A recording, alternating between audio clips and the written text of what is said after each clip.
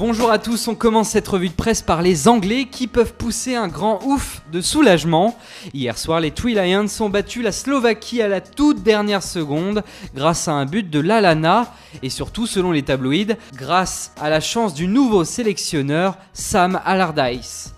En Espagne, le journal Sport est focalisé sur le retour très attendu de Neymar avec le FC Barcelone, estimant même que le nouveau Neymar sera encore plus fort. C'est un renfort en or, titre le quotidien, référence bien sûr à sa nouvelle coupe de cheveux.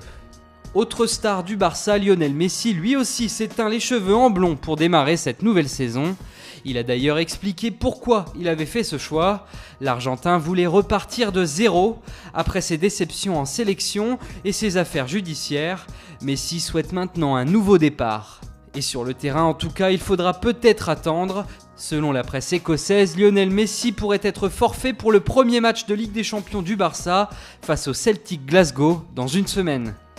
En Italie, on n'a apparemment toujours pas digéré le départ de Paul Pogba. Le journal Tuttosport emploie des mots durs envers le français et parle de trahison tout simplement, expliquant dans ses pages intérieures notamment que certains de ses anciens coéquipiers de la Juve, comme Dybala, ont été surpris de le voir partir, étant donné que Pogba leur avait confié qu'il resterait.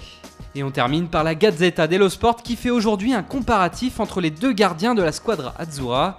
D'un côté le patron Buffon et de l'autre l'avenir avec Donnarumma.